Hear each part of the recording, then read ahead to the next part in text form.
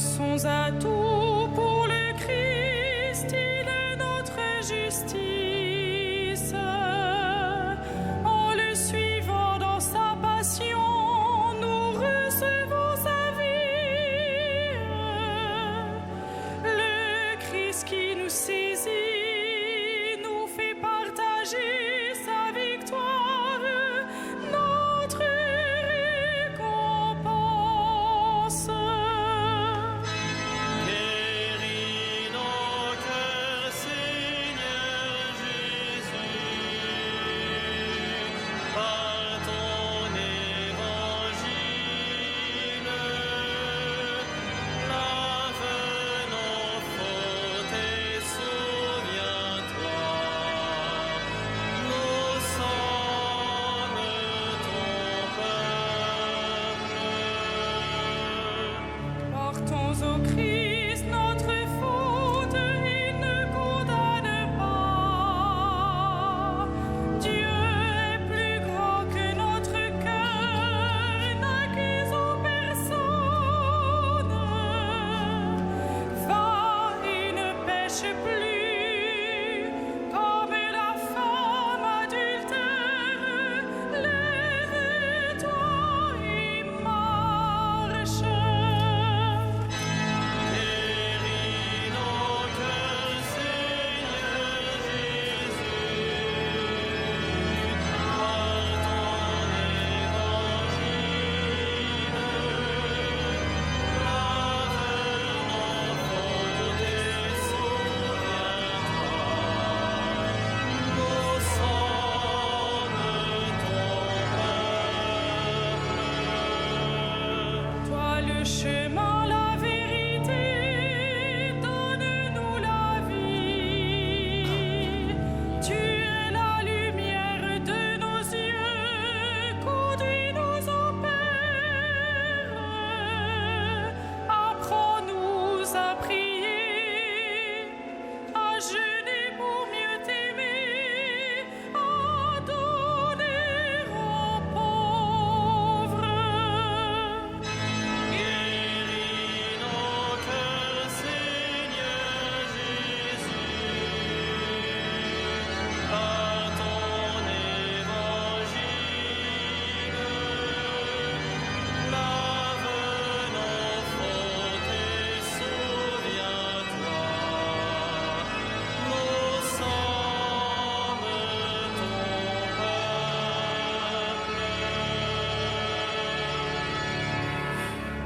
Au nom du Père et du Fils et du Saint-Esprit, la paix soit avec vous.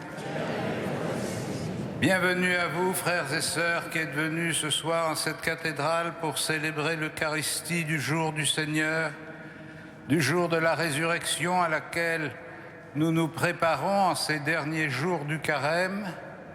Bienvenue aux téléspectateurs de KTO, aux auditeurs de Radio Notre-Dame qui se joignent à notre prière, et nous portons en nos cœurs celles et ceux que nous voudrions avoir auprès de nous et dont nous gardons la mémoire vivante et la pensée proche. Guéris nos cœurs, Seigneur Jésus, nous avons chanté tout à l'heure. C'est l'évangile du Christ, la bonne nouvelle du Christ qui peut guérir nos cœurs en nous faisant éprouver la puissance de sa miséricorde. Préparons-nous à célébrer cette Eucharistie en reconnaissant que nous sommes pécheurs. Je confesse à Dieu Tout-Puissant, je reconnais devant mes frères que j'ai péché en pensée, en parole, par action et par omission. Oui, j'ai vraiment péché. C'est pourquoi je supplie la Vierge Marie, les anges et tous les saints, et vous aussi, mes frères, de prier pour moi le Seigneur notre Dieu, et que Dieu Tout-Puissant nous fasse miséricorde, qu'il nous pardonne nos péchés et nous conduise à la vie éternelle.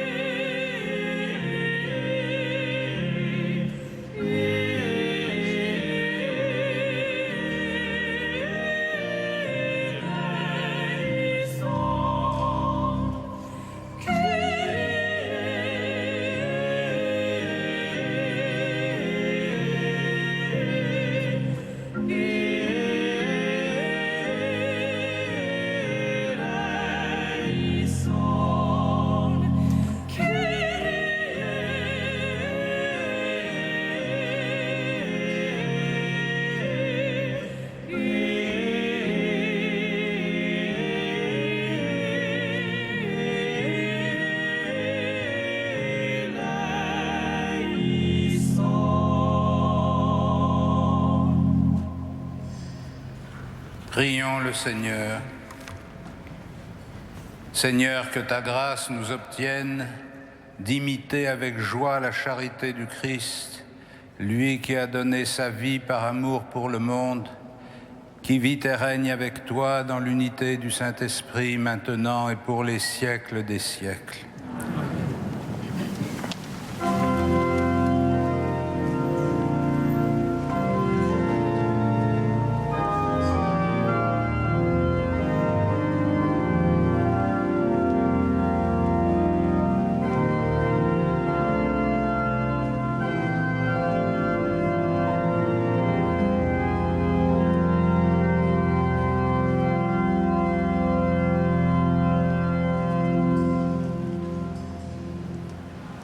Lecture du livre du prophète Isaïe.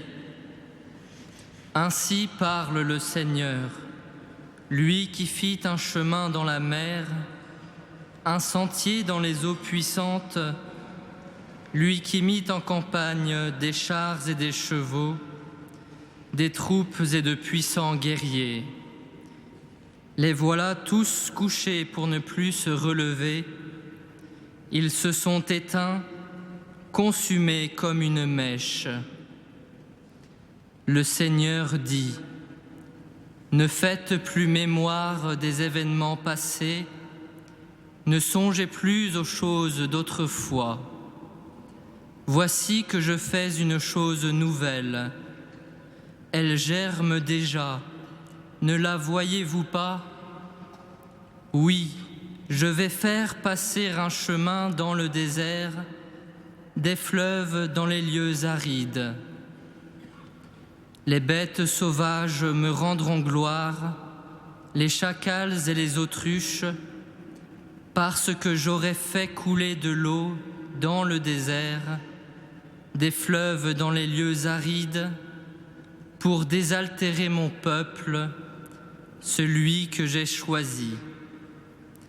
Ce peuple que je me suis façonné redira ma louange. Parole du Seigneur.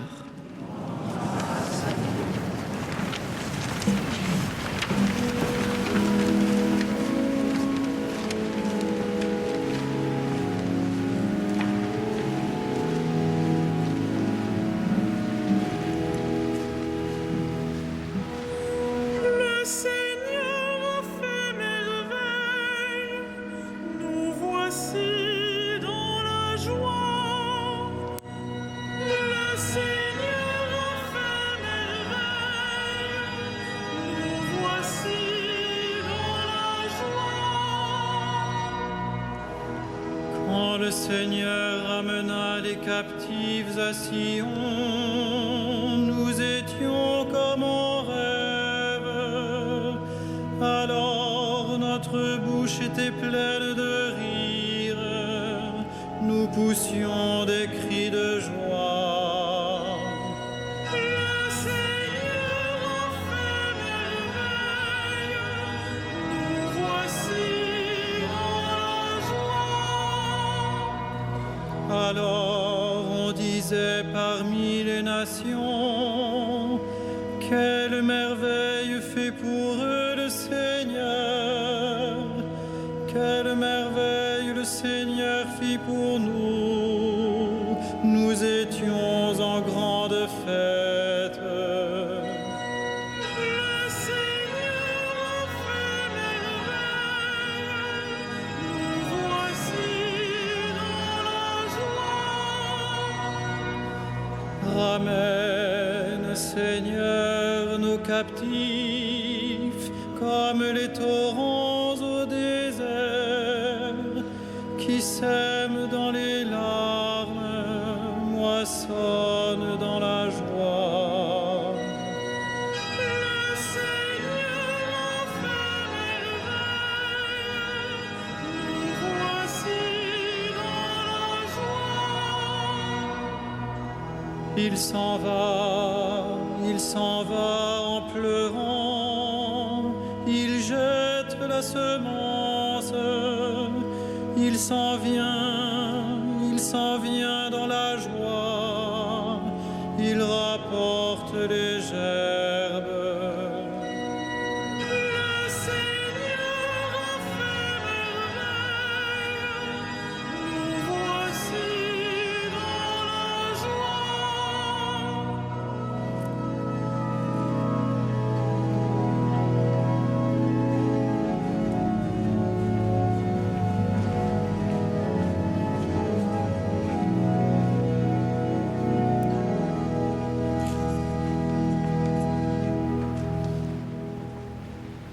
Lecture de la lettre de saint Paul apôtre aux Philippiens.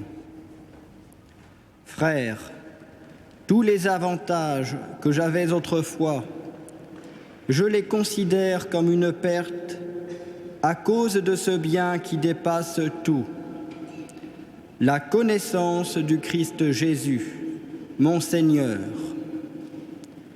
À cause de lui, j'ai tout perdu.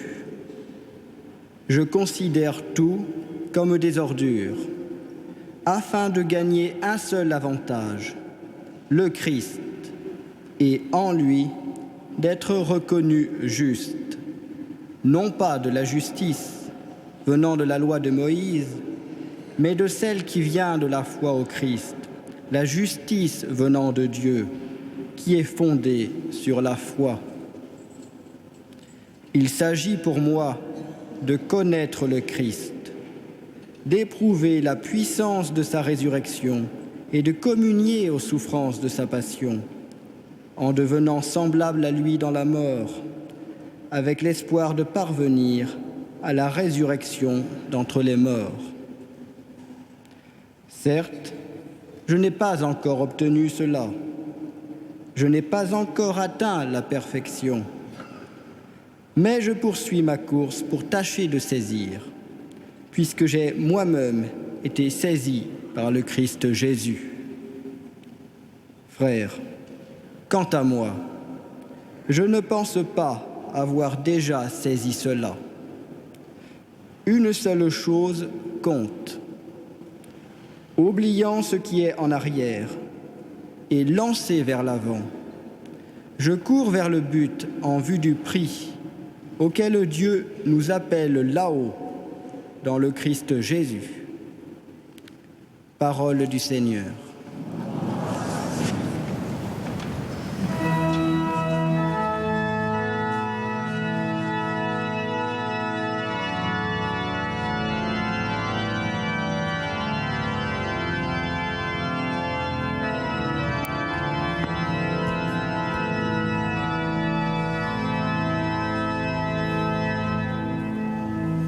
Gloire à toi, Seigneur, gloire à toi. Gloire à toi, Seigneur, gloire à toi. Maintenant, dit le Seigneur, revenez à moi de tout votre cœur, car je suis tendre et miséricordieux. Gloire à toi, Seigneur, gloire à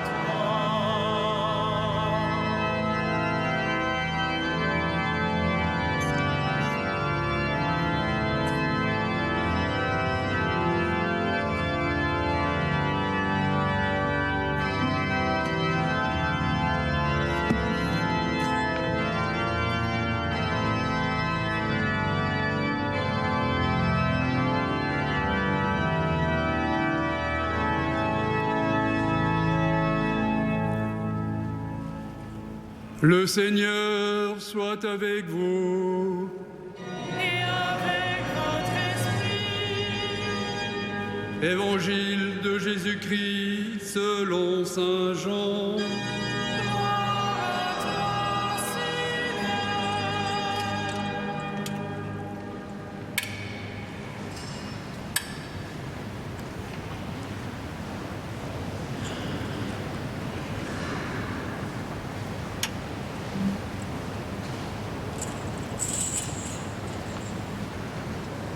En ce temps-là, Jésus s'en alla au mont des Oliviers.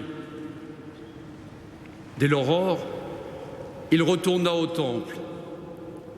Comme tout le peuple venait à lui, il s'assit et se mit à enseigner. Les scribes et les pharisiens lui amènent une femme qu'on avait surprise en situation d'adultère. Ils la mettent au milieu et disent à Jésus: « Maître, cette femme a été surprise en flagrant délit d'adultère. Or, dans la loi, Moïse nous a ordonné de lapider ces femmes-là. Et toi, que dis-tu ? Il parlait ainsi pour le mettre à l'épreuve, afin de pouvoir l'accuser. Mais Jésus s'était baissé, et du doigt il écrivait sur la terre. Comme on persistait à l'interroger, il se redressa et leur dit : « Celui d'entre vous qui est sans péché, qu'il soit le premier à lui jeter une pierre. » Il se baissa de nouveau et il écrivait sur la terre. Eux, après avoir entendu cela, s'en allaient un par un, en commençant par les plus âgés. Jésus resta seul avec la femme toujours là au milieu. Il se redressa et lui demanda : « Femme, où sont-ils donc ? Personne ne t'a condamné. » Elle répondit : « Personne, Seigneur. » Et Jésus lui dit : « Moi non plus, je ne te condamne pas. Va, et désormais ne pêche plus. » Acclamons la parole de Dieu. Louange à toi, Seigneur Jésus.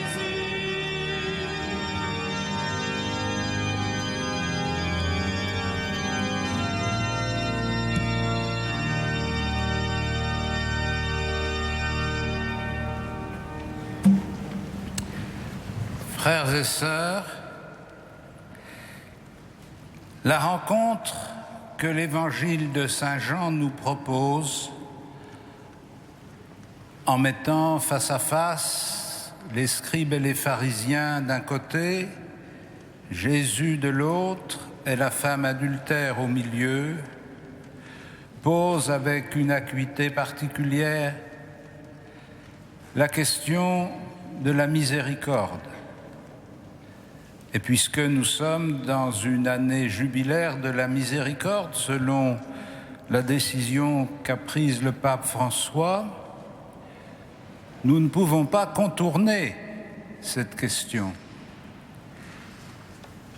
On nous dit souvent, peut-être parce que nous faisons souvent l'expérience d'une miséricorde à bon marché, on nous dit souvent que la miséricorde est une faiblesse, parce qu'elle ignore ou elle feint d'ignorer le mal qui se tapit au cœur de l'homme. Et on a l'impression que beaucoup de discours que l'on tient sur la miséricorde ou que l'on entend sur la miséricorde sont plus inspirés par le désir d'aplanir les difficultés que par la volonté de résoudre les questions. L'avantage de la femme adultère, si du moins ce qu'on dit d'elle est vrai, c'est qu'il n'y a pas besoin d'épiloguer longuement. Elle a été prise en flagrant délit d'adultère. On ne pourra pas dire peut-être, peut-être pas, c'était peut-être elle, c'était peut-être pas elle, peut-être qu'on a imaginé, etc. Ils l'ont prise en flagrant délit d'adultère. La faute est caractérisée, publique, notoire, et donc les scribes et les pharisiens sont fondés à poser la question dans les termes où la loi pose la question. L'adultère doit être puni de la lapidation. Jésus a pratiqué toute sa vie publique en annonçant le pardon des péchés, en se faisant proche des pécheurs, en allant au-devant de ceux que tout le monde accusait, y compris des pécheurs publics, comme précisément les collecteurs d'impôts, pour prendre cet exemple.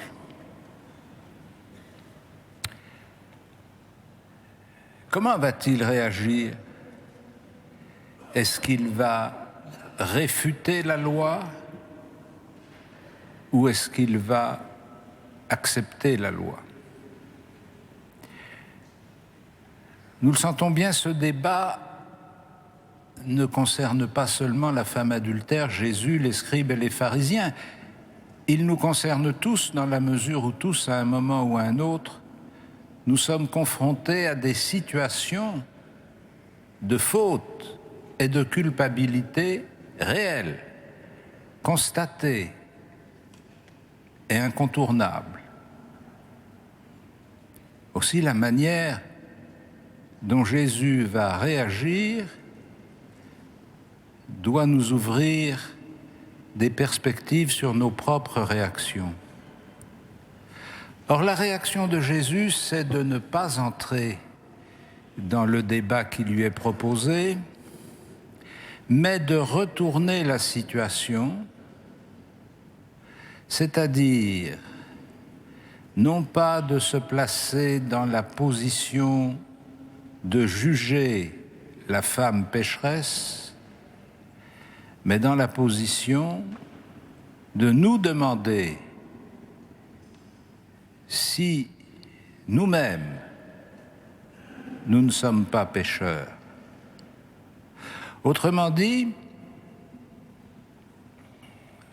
de prendre au mot les accusateurs pour les inviter à se soumettre eux-mêmes au jugement qu'ils portent.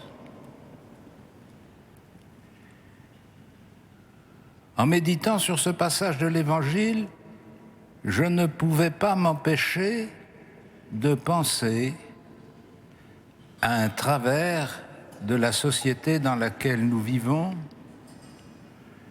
qui se transforme de plus en plus souvent en société d'accusateurs.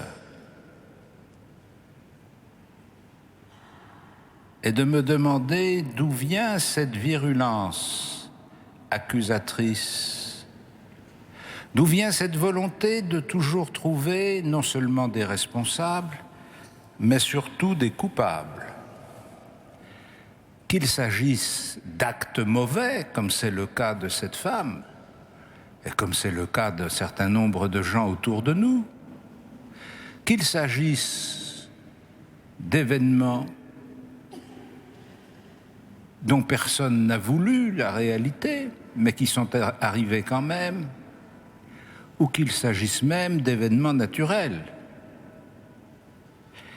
Si vous écoutez les radios, regardez les télévisions et lisez les journaux, ne serait-ce qu'une fois de temps en temps, sinon tous les jours, vous ne pouvez pas ne pas être frappé de cette réaction qui est presque un réflexe pavlovien.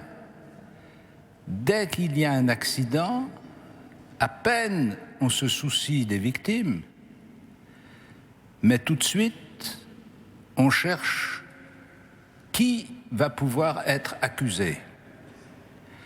Et si par hasard, il arrivait qu'il y ait un trou dans le dispositif des accusations, on se dépêche de faire une nouvelle loi pour être sûr que la prochaine fois, les coupables n'échapperont pas au châtiment.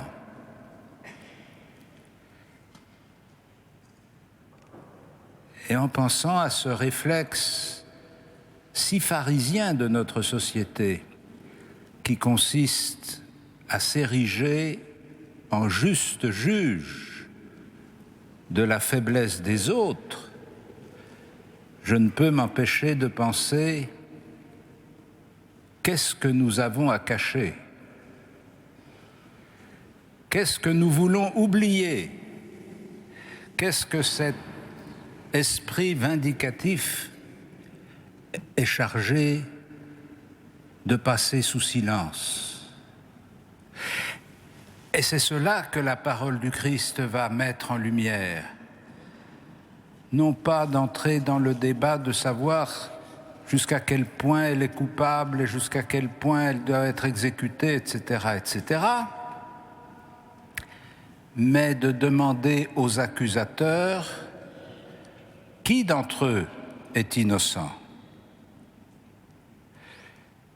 que celui d'entre vous qui est sans péché lui jette le premier la pierre, c'est-à-dire assume la responsabilité de sa lapidation.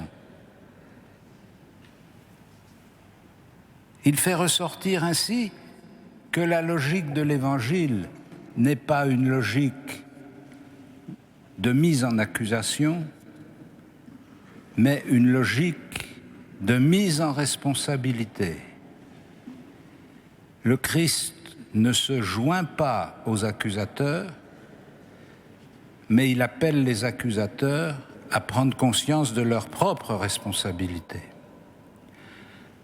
Ce qui ne veut pas dire, comme vous l'avez entendu, à la fin de ce récit, que Jésus approuve l'adultère, ni qu'il encourage la femme à continuer. Comme trop souvent, ce passage de l'Évangile est utilisé pour donner une interprétation erronée, en nous disant « Regardez le Christ dans l'Évangile qui pardonne à la femme adultère ». Il lui pardonne, il lui dit « Va et ne pêche plus ». Ce qui veut dire qu'elle était pécheresse. Il ne dit pas qu'elle a bien fait de vivre l'adultère. Il l'invite à vivre autrement. Ainsi, quand nous nous approchons, comme nous le faisons en ce moment, de la célébration de la Pâque, nous sommes invités d'abord non pas à scruter les environs de notre vie pour détecter les pécheurs qui nous entourent et pour leur appliquer la rigueur des lois, mais à faire un retour sur nous-mêmes pour nous interroger sur le péché qui est en nous et que nous laissons prospérer, plus ou moins, avec plus ou moins de complicité et de passivité. Le Christ nous invite tous à nous reconnaître pécheurs et à appeler la miséricorde de Dieu. Il ne nous invite jamais à devenir les accusateurs de nos frères. Amen.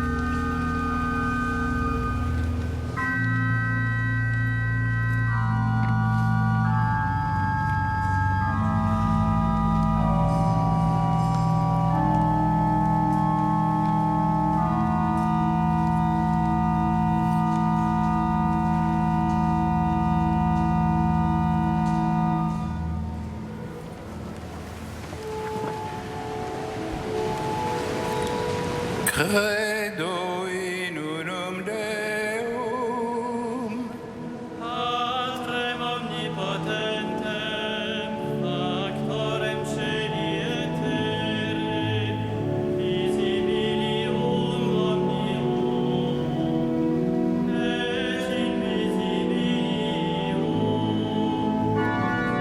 Et in unum Dominum, Iesum Christus,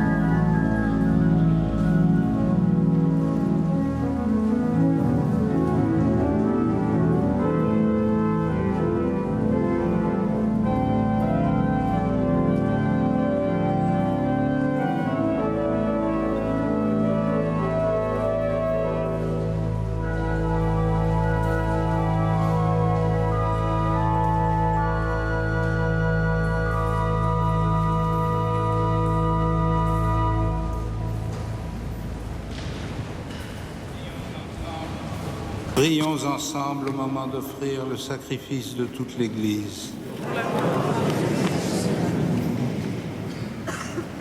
Dieu Tout-Puissant, exauce tes serviteurs, tu les as initiés à la foi chrétienne, qu'ils soient purifiés par ce sacrifice, par Jésus le Christ, notre Seigneur. Le Seigneur soit avec vous. Et avec votre esprit. Élevons notre cœur. Le tournons vers le Seigneur. Rendons grâce au Seigneur notre Dieu. Cela est juste et bon. Vraiment, il est juste et bon de te rendre gloire, de t'offrir notre action de grâce toujours et en tout lieu. À toi, Père très saint, Dieu éternel et tout-puissant. Tu offres à tes enfants ce temps de grâce pour qu'ils retrouvent la pureté du cœur. Tu veux qu'ils se libèrent de leurs égoïsmes, afin qu'en travaillant à ce monde qui passe, ils s'attachent surtout aux choses qui ne passent pas. C'est pourquoi, avec les anges et tous les saints, nous chantons et nous proclamons.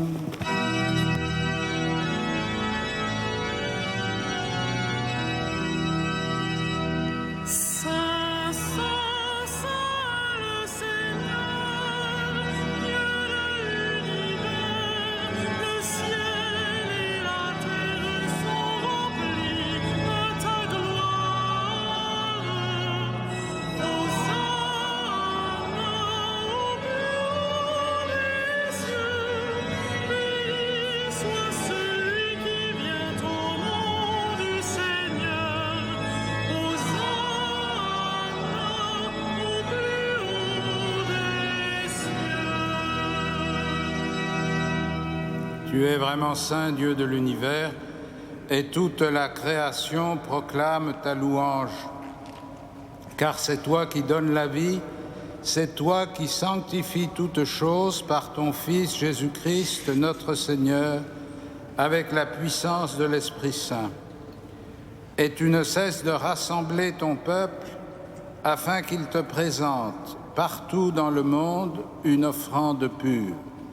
C'est pourquoi nous voici rassemblés devant toi et dans la communion de toute l'Église en ce premier jour de la semaine, nous célébrons le jour où le Christ est ressuscité d'entre les morts. Par lui que tu as élevé à ta droite, Dieu Tout-Puissant, nous te supplions de consacrer toi-même les offrandes que nous apportons. Sanctifie-les par ton esprit pour qu'elles deviennent le corps et le sang de ton Fils, Jésus-Christ, notre Seigneur, qui nous a dit de célébrer ce mystère. La nuit même où il fut livré, il prit le pain. En te rendant grâce, il le bénit, il le rompit et le donna à ses disciples en disant « Prenez et mangez-en tous, ceci est mon corps livré pour vous. »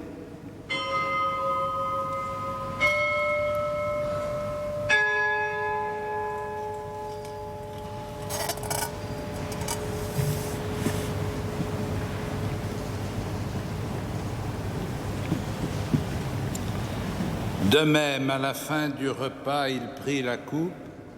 En te rendant grâce, il la bénit et la donna à ses disciples en disant « Prenez et buvez-en tous, car ceci est la coupe de mon sang, le sang de l'alliance nouvelle et éternelle, qui sera versé pour vous et pour la multitude en rémission des péchés. Vous ferez cela en mémoire de moi. »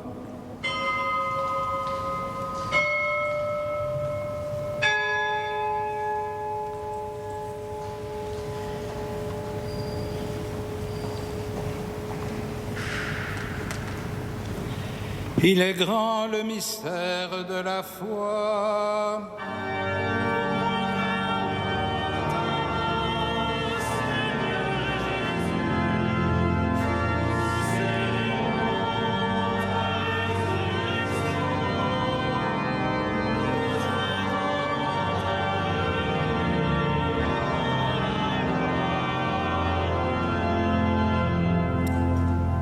faisant mémoire de ton Fils, de sa passion qui nous sauve, de sa glorieuse résurrection et de son ascension dans le ciel, alors que nous attendons son dernier avènement, nous présentons cette offrande vivante et sainte pour te rendre grâce.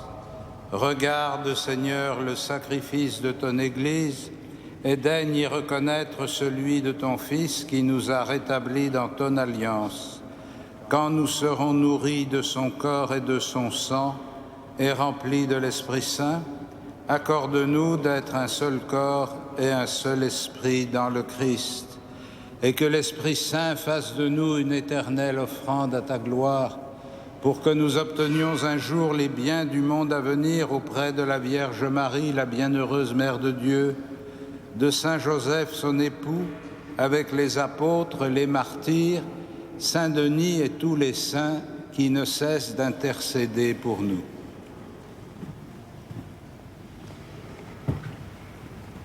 Et maintenant, nous te supplions, Seigneur, par le sacrifice qui nous réconcilie avec toi, étends au monde entier le salut et la paix. Affermis la foi et la charité de ton Église au long de son chemin sur la terre. Veille sur ton serviteur, le pape François, notre évêque André et ses auxiliaires, l'ensemble des évêques, les prêtres, les diacres et tout le peuple des rachetés. Écoute les prières de ta famille assemblée devant toi et ramène à toi, Père très aimant, tous tes enfants dispersés. Pour nos frères défunts, pour les hommes qui ont quitté ce monde et dont tu connais la droiture, nous te prions. Reçois-les dans ton royaume où nous espérons être comblés de ta gloire tous ensemble et pour l'éternité, par le Christ, notre Seigneur, par qui tu donnes au monde toute grâce et tout bien. Par lui, avec lui et en lui. À toi, Dieu le Père Tout-Puissant, dans l'unité du Saint-Esprit,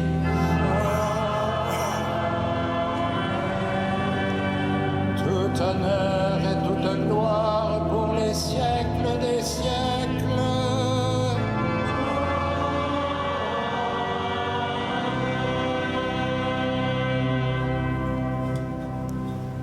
Unis dans le même esprit, nous pouvons dire avec confiance la prière que nous avons reçue du Sauveur.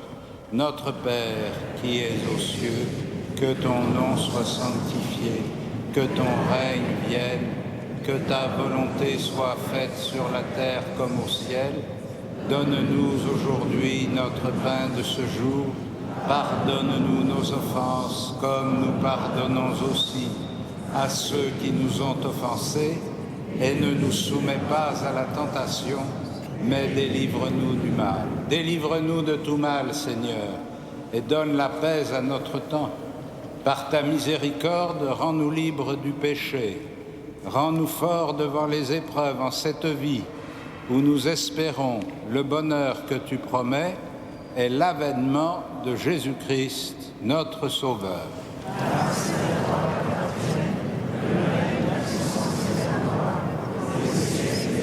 Seigneur Jésus-Christ, tu as dit à tes apôtres, « Je vous laisse la paix, je vous donne ma paix. Ne regarde pas nos péchés, mais la foi de ton Église. Pour que ta volonté s'accomplisse, donne-lui toujours cette paix et conduis-la vers l'unité parfaite, toi qui règnes pour les siècles des siècles. Et que la paix du Seigneur soit toujours avec vous. Frères et sœurs, dans la charité du Christ, donnez-vous la paix.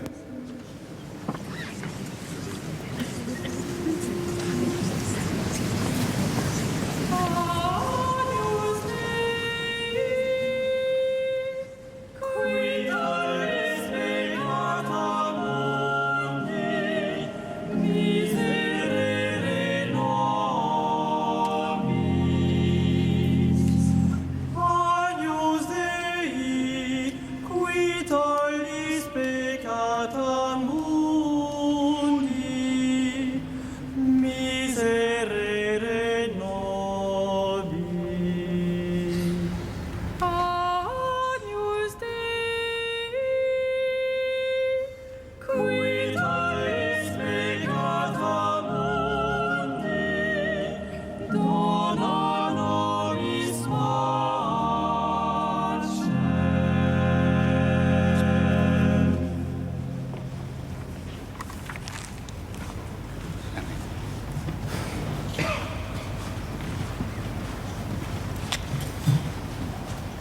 Heureux les invités au festin des noces de l'agneau.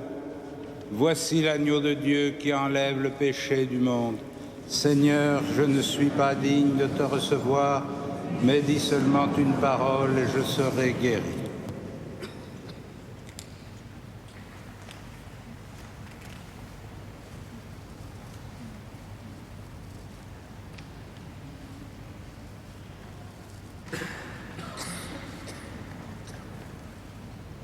Amen.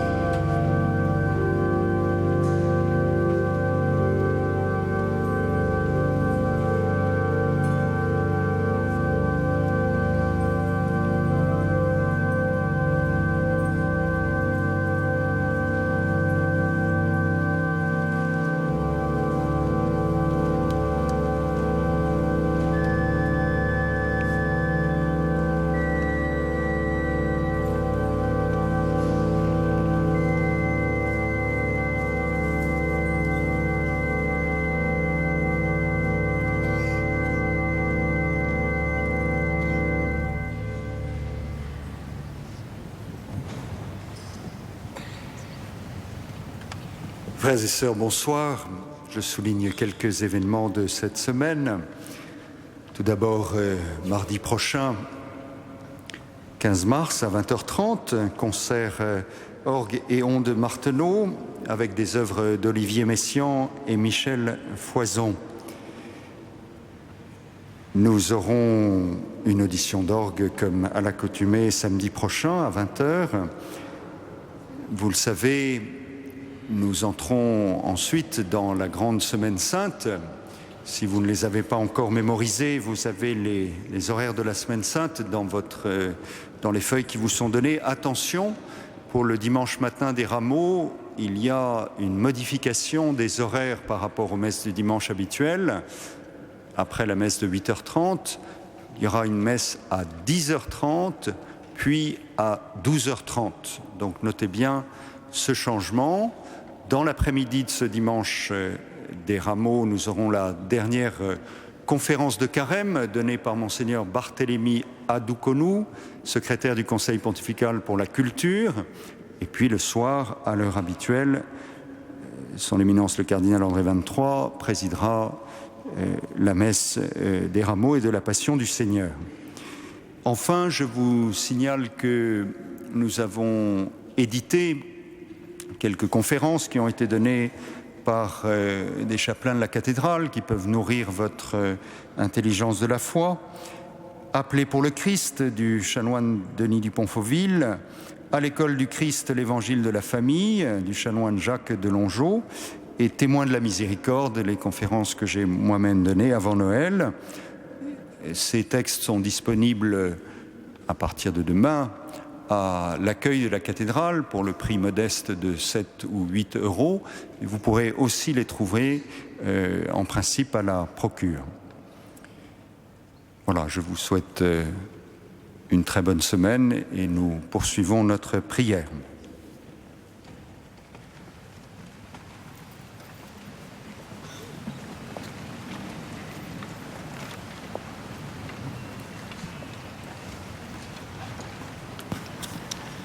Dieu Tout-Puissant, accorde-nous d'être toujours comptés parmi les membres du Christ, nous qui communions à son corps et à son sang, lui qui vit et règne avec toi et le Saint-Esprit, maintenant et pour les siècles des siècles.